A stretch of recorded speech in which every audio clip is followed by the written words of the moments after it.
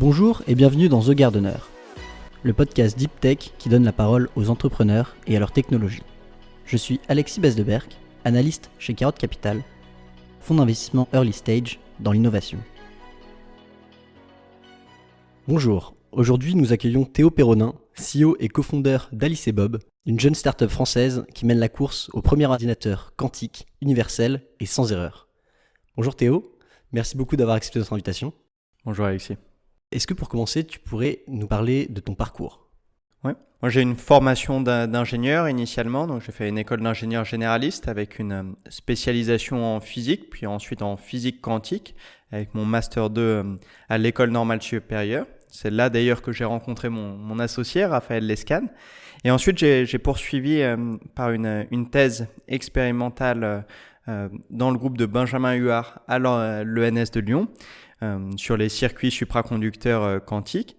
Et à l'issue de cette thèse, avec mon maintenant associé Raphaël, on s'est dit que c'était absurde de voir cette super technologie et cet écosystème scientifique unique en France, et donc qui ne montait pas de start-up, qui n'allait pas au bout de l'idée de ce qu'ils étaient en train de développer.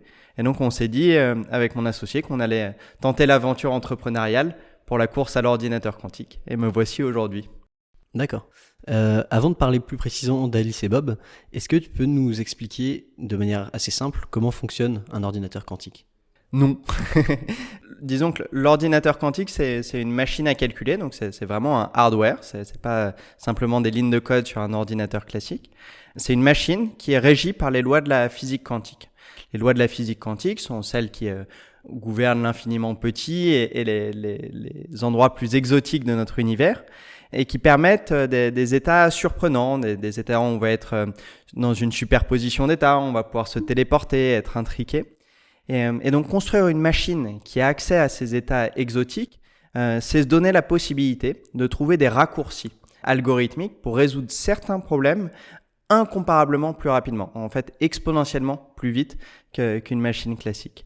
Donc aujourd'hui, on est au stade des premiers prototypes d'ordinateurs quantiques, et il y a encore plusieurs technologies en lice. Les deux principales sont les ions piégés, donc des atomes qui sont manipulés individuellement, ou dans notre cas, et comme un certain nombre de GAFA, les circuits supraconducteurs qui sont des puces micro-ondes, comme celles des télécoms, qui fonctionnent à très basse température. D'accord. Et donc la différence de fonctionnement entre un ordinateur quantique et un ordinateur classique, où est-ce qu'il se base ? Où est-ce qu'on va gagner cette puissance ? C'est vraiment dans la physique qui régit la façon de manipuler l'information.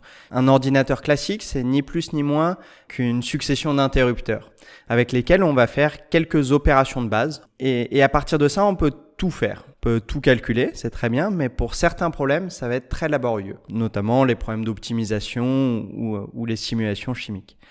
L'ordinateur quantique, ce qu'il fait, c'est qu'il va prendre un système physique, donc par exemple un atome individuel, et utiliser les lois qui régissent cet atome pour construire une machine à calculer. Et là, l'ensemble des opérations auxquelles on a accès est plus grand. Et grâce à ça, grâce à cette plus grande palette, on va trouver des raccourcis qui vont permettre d'accélérer. Donc je tourne un petit peu autour de la question, mais c'est pour pas noyer les auditeurs dans les mathématiques. Ce que je voyais du coup aussi, c'est que du coup il y a le bit et le qubit. Le qubit, pour simplifier, c'est une superposition d'états, alors que le bit c'est un 1 ou un 0.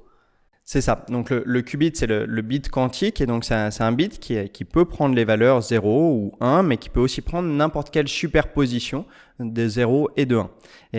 Et donc il peut aussi s'intriquer avec ses voisins, et ce qui fait que disons quand j'ai un registre de 3 bits classiques, je peux à chaque fois explorer qu'un seul état à la fois.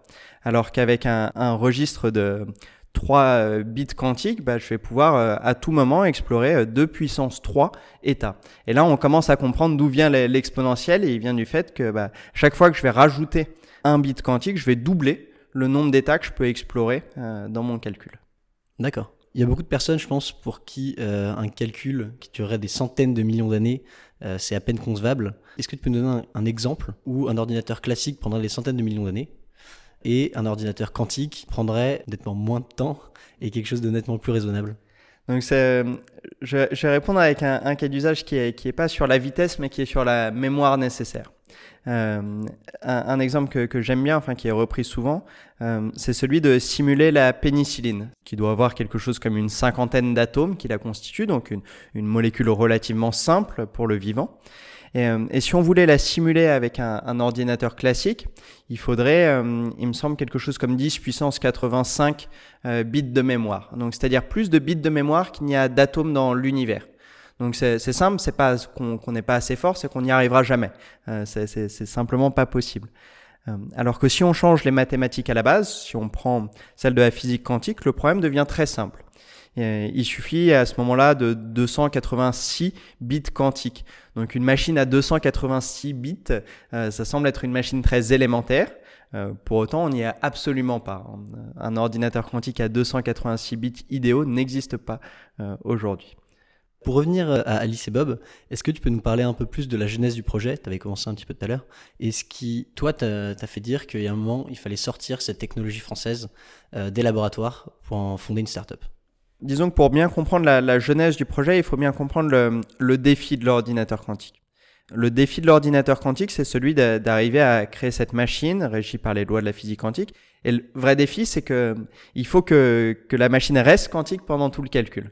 Toi, moi, dans la vie de tous les jours, on n'est pas à plusieurs endroits à la fois, on se téléporte pas.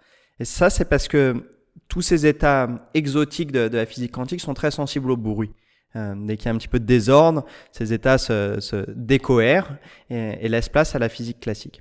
Et donc tout le défi de construire une machine quantique, c'est d'arriver à créer un système qui soit robuste aux erreurs, donc robuste à la décohérence. Pour un ordinateur quantique, c'est très lié. Et donc c'est dans ce cadre-là que s'inscrit le défi. Aujourd'hui, que ce soit Google, IBM, tous se heurtent à ce défi. Donc la genèse du projet est née des travaux de recherche de l'équipe quantique qui rassemble un certain nombre de laboratoires, l'ENS Paris, INRIA, ainsi que maintenant l'ENS de Lyon, le CEA, le CNRS, les mines, dans laquelle mon associé et moi avons fait nos débuts. Et donc, dans le cadre de nos travaux de thèse, on a été, disons, le front expérimental d'une nouvelle approche à la correction d'erreurs quantiques. Et cette approche, inventée par Maziar et Zaki, c'est vraiment une idée très très nouvelle d'arriver à concevoir un système quantique capable tout seul de corriger et de un petit peu de stabiliser sa cohérence et son état quantique. Et face aux résultats très encourageants des premiers essais qu'on avait fait lors de la thèse de mon associé, il y a 2-3 ans, on s'est dit que c'était absurde. On a en France ce savoir-faire, ce groupe de physiciens d'un niveau international excellent. Enfin, on parle de nos directeurs de thèse. On est à un stade où on n'est plus au niveau de la théorie. On a des vrais résultats expérimentaux, une vraie promesse. On a une roadmap très complète sur comment construire l'ordinateur quantique. Qu'attend-on ? Est-ce qu'on attend simplement de livrer la technologie dans un très beau manuscrit pour que d'autres le fassent, ou est-ce qu'on va se dire c'est trop absurde, il faut que quelqu'un se lance. Et c'est comme ça qu'en février 2019, avec mon associé, on s'est dit si personne va se mouiller dans l'équipe, nous on va tenter notre chance. Et entre-temps, on a réussi à fédérer le groupe de chercheurs, les laboratoires, et aujourd'hui maintenant ajouter des capitaux à l'équation pour se donner vraiment les moyens de nos ambitions.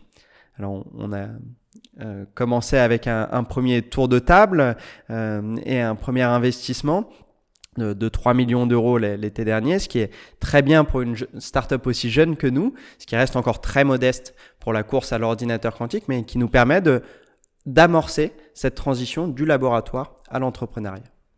D'accord. C'est quoi les deux méthodes, celle que vous allez utiliser et celle qui est plus traditionnelle, on va dire, et sur lesquelles travaille actuellement Google ou encore Amazon? Il y a deux écoles. Il y a celle de Google et IBM, et il y a la nôtre qu'a maintenant choisi Amazon pour se lancer dans la course. On y reviendra. L'approche de Google et d'IBM, c'était l'approche de une approche brute force de refaire un petit peu les approches du passé de l'ordinateur classique. Donc ils ont choisi le bit quantique le mieux maîtrisé, qu'on sait très bien manipuler depuis une dizaine d'années dans les laboratoires. Et donc ils ont commencé à les assembler ensemble, faire ces premières puces comme Sycamore, qui a fait pas mal de bruit un certain nombre de mois maintenant chez Google. Mais ils se sont heurtés au problème qui était que on espérait que ces puces progressent suffisamment en qualité pour que même si elles ne soient pas tout à fait sans erreur, elles permettent déjà d'adresser des cas d'usage. Ça n'est pas le cas parce que le défi est trop grand et donc il faut mettre de la correction d'erreurs dans le mix. Alors l'approche qu'ils ont choisie chez Google et IBM, c'est une approche brute force. C'est-à-dire on va faire de la correction d'erreurs très simplement, enfin c'est déjà très élégant scientifiquement, et donc ça veut dire répéter l'information. Tout simplement, si j'ai plusieurs copies de la même information, il me suffit de vérifier régulièrement que ces copies sont d'accord entre elles pour corriger les erreurs éventuelles qui se produisent. D'accord, donc ça va pondérer en fait la réponse. C'est plus fort que ça. C'est vraiment, on va se servir de ces copies pour faire un vote de majorité et donc vraiment corriger activement, inlassablement les erreurs. Le défi, c'est qu'il faut suffisamment de copies par rapport au taux d'erreur qui a lieu, ce qui fait que à la fin de la journée, avec leur approche, il leur faut 1000 qubits physiques pour corriger un qubit logique, un qubit idéal de l'informaticien.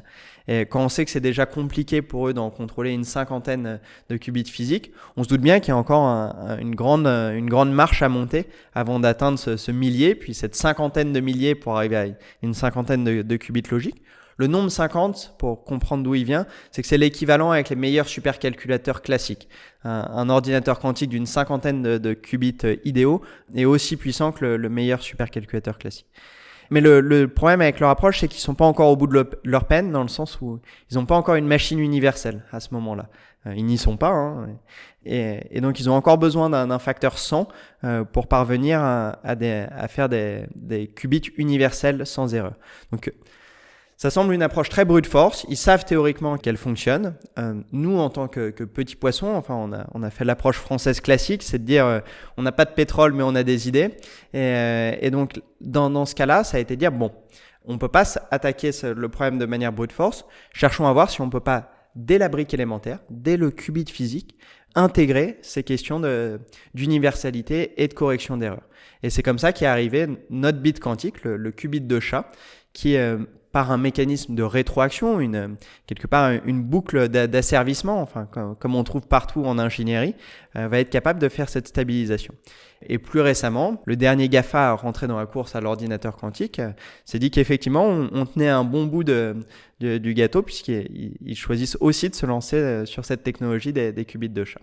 Alors justement, leur stratégie, c'est aussi de montrer un peu leurs muscles, avec notamment Google, Sycamore, qui a montré la suprématie quantique.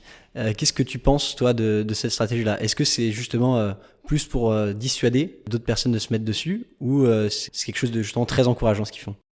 C'est les deux. Scientifiquement, c'est très encourageant. Nous, on est toujours emballés quand il y a plus d'acteurs, plus de cerveaux autour de la table pour résoudre des défis. Pour autant, il y a une vraie volonté des GAFA de paraître plus gros qu'ils ne sont, plus impressionnants, plus inébranlables. On peut aussi penser à Uber et la stratégie du too big to fail. C'est ça un petit peu l'approche. Ce sont des concurrents qui sont beaucoup moins impressionnants quand on est dans le milieu que quand on est à l'extérieur. C'est-à-dire qu'on sait très bien quels sont les scientifiques qui ont été recrutés. Sont des équipes de très haut niveau, mais qui sont pas, enfin, c'est pas 100 000 personnes. Non, ça va être des équipes de quelques dizaines de physiciens, donc qui mettent la barre assez haut, mais on n'a pas à rougir de notre niveau scientifique en France. Et donc là-dessus, on se laisse pas intimider, c'est sûr. Est-ce qu'on va réussir à être capable de tenir la course d'endurance et à convaincre les investisseurs de courir avec nous cette longue course? Ça, c'est un autre défi. Et justement, c'est probablement le but des GAFA d'user les plus jeunes structures pour ensuite les intégrer et garder leur hégémonie. Aujourd'hui, la technologie d'Alice et Bob, elle en est où ? Donc aujourd'hui, on est, comme je le disais tout à l'heure, à un stade d'être en train de développer notre premier bit quantique universel et sans erreur. Donc on en est à un stade où on a corrigé une partie des erreurs. Maintenant, reste à montrer qu'on est capable de corriger les erreurs qui restent. Contrairement à Google et IBM, on n'est pas en train d'essayer d'assembler tout de suite plein de qubits ensemble. On assure déjà des fondations solides, être sûr qu'on maîtrise la brique élémentaire avant de monter en échelle. Donc c'est là qu'on est aujourd'hui. Et notre objectif, c'est d'ici 3 à 5 ans de progressivement faire un premier démonstrateur à quelques qubits logiques, puis ensuite de proposer une machine qui réponde vraiment au cas d'usage industriel. D'accord. Et l'objectif à terme, du coup, le business model, quel est-il ? Le business model du quantique, moi c'est un sujet qui me passionne parce que aujourd'hui c'est un petit peu le Far West. C'est-à-dire qu'on est dans une ruée vers l'or, sans aucun doute. L'intérêt économique est tel à terme qu'il va y avoir une situation d'équilibrage entre le pré et le post-quantique dans tous les secteurs, de la fintech à la biotech, enfin, en passant par de l'ingénierie beaucoup plus classique. Et donc, il y a ce gros gâteau à se partager, mais personne a la pièce manquante du puzzle qui est la machine qui fonctionne. Et donc, le premier à avoir cette machine, va être dans une position très, très intéressante, qui est de savoir comment capturer un maximum de la valeur de cette chaîne. Et ça va vraiment dépendre du niveau de la concurrence. Et donc, pour nous, aujourd'hui, on ne se ferme aucune option de business model. Notre spécialité, c'est le hardware, sans aucun doute. Mais la question, c'est de savoir si on va prendre un business model à la ARM, c'est-à-dire vraiment simplement dessiner des puces et faire des licences de puces, ou est-ce qu'à l'inverse, on va partir sur un business model très intégré, très fermé, où on garde les machines pour nous et on développe des médicaments avec. Donc ce spectre, il est extrêmement large et aujourd'hui, on regarde comment est-ce qu'on va se positionner dedans. D'accord. Dans ton parcours entrepreneurial, qu'est-ce qui a été le plus difficile ? Je pense que c'est la diversité des sujets. C'est vraiment la vitesse à laquelle dans une journée, on va être amené à passer d'une question de lobbying politique à des questions de recrutement, ensuite des calculs d'hamiltonien, enfin d'équations. Et à chaque fois, la nouveauté. Mon associé et moi sommes assez jeunes et certainement particulièrement débutants en entrepreneuriat. Donc, tous ces sujets, on les attaque avec une vraie curiosité, mais à chaque fois, il nous faut apprendre. Et donc, c'est assez intense comme processus continu d'apprentissage pour rester pertinent et au niveau parce que quand même, les enjeux valent le coup. D'accord. Et alors, comment tu t'es formé justement à tous ces secteurs très différents et toutes ces activités ? Avec Raphaël, on a vraiment une approche très humble. On a pris toutes les formations qu'on pouvait prendre, passant de celles proposées par la SAP Pulsalis au podcast du Y Combinator. Aujourd'hui, on est accompagné par le dispositif RISE du CNRS Innovation, l'incubateur Agoranov. Disons qu'on ne s'est pas privé des bonnes fées qui étaient prêts à nous aider, à monter en compétences, à donner leur regard. Aujourd'hui, nos investisseurs nous conseillent aussi, mais c'est un processus continu. On n'a pas fini d'apprendre.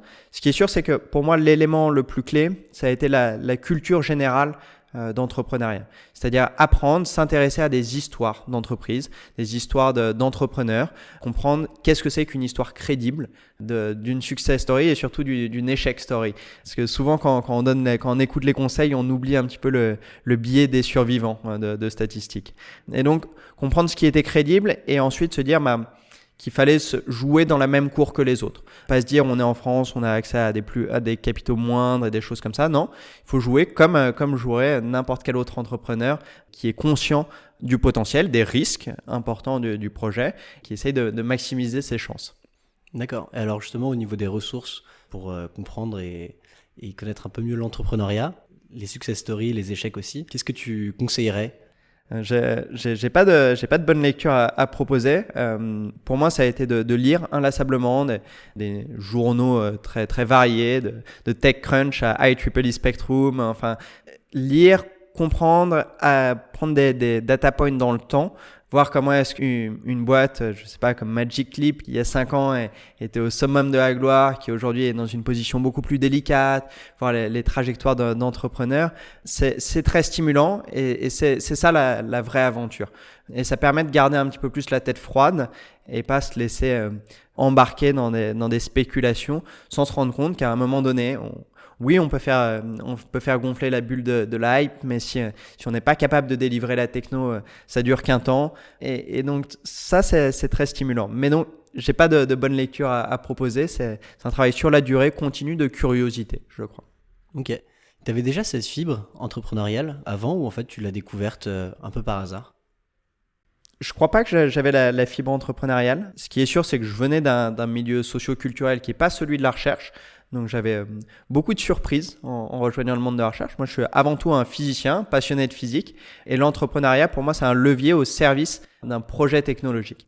Par contre, ce qui est sûr, c'est qu'aujourd'hui, ce sont des sujets qui m'amusent, qui me stimulent, qui sont très, très intéressants. Et qui, disons que le biais social, enfin, je viens d'une famille de RH, d'entrepreneurs, d'investisseurs. Donc, forcément, je trouvais ça très curieux de voir, en rejoignant les laboratoires, dans un laboratoire, on ne pouvait pas recruter les profils qu'on voulait, qu'on était très cadré dans un format canonique, doctorant, postdoc, post-CNRS, voir des chercheurs aussi brillants que mon directeur de thèse passer une grande partie de leur temps à chercher des financements plutôt qu'à avoir de la valeur ajoutée scientifique, de se dire que tout ça était un petit peu absurde et pas optimal. Donc c'est plus une frustration qui m'emmène vers l'entrepreneuriat. D'accord. Et la prochaine étape, c'est quoi? Est-ce qu'il y a une loi de Moore qui pourrait s'appliquer à l'ordinateur quantique? Du coup, s'il y a une loi de Moore de l'ordinateur quantique, ça va être une double exponentielle pour la puissance de calcul. Ce qui est sûr, c'est qu'aujourd'hui, on est devant un mur et que nous, on pense avoir trouvé une faille dans ce mur. Reste à voir si on va être effectivement capable de casser le mur de la correction d'erreur, et ensuite, derrière, on aura le champ libre pour bien s'amuser. D'accord. Une dernière question pour finir. Est-ce qu'avec ton co-founder, vous avez une phrase qui vous motive au quotidien? Ça, c'est une question piège. Je pourrais pas dire de bêtises pour mon associé, il va m'en vouloir après. Je dirais que, en tout cas, le motto d'Alice et Bob, ça c'est sûr, c'est qu'il faut se donner les moyens de son ambition. Et donc aujourd'hui, c'est se donner les moyens de son ambition, c'est pas que financier, contrairement à ce qu'on pourrait penser. C'est aussi dans les profils qu'on va recruter et dans l'ampleur du projet. Se dire qu'on n'est pas plus bête qu'un autre pour y aller, et que les Google, les IBM ont bien commencé quelque part assez petits avant de grandir. Merci beaucoup Théo. Je te remercie d'avoir partagé ta vision et tes conseils avec nous. On te souhaite le meilleur pour 2021. Merci Alexis. Vous pouvez retrouver Théo Péronin et Raphaël Lescane sur LinkedIn, et sinon soyez sûr d'entendre parler d'eux dans les prochaines années. C'est déjà la fin de ce podcast. C'était Alexis Besdeberg. Si vous l'avez aimé, n'hésitez pas à le partager autour de vous et à mettre 5 étoiles sur Apple Podcast. Ça nous aide beaucoup. Vous pouvez me faire un retour directement par LinkedIn. Et si vous êtes entrepreneur, vous pouvez aller sur notre site internet carotte.capital ou nous contacter par email à contact@carotte.capital. À bientôt.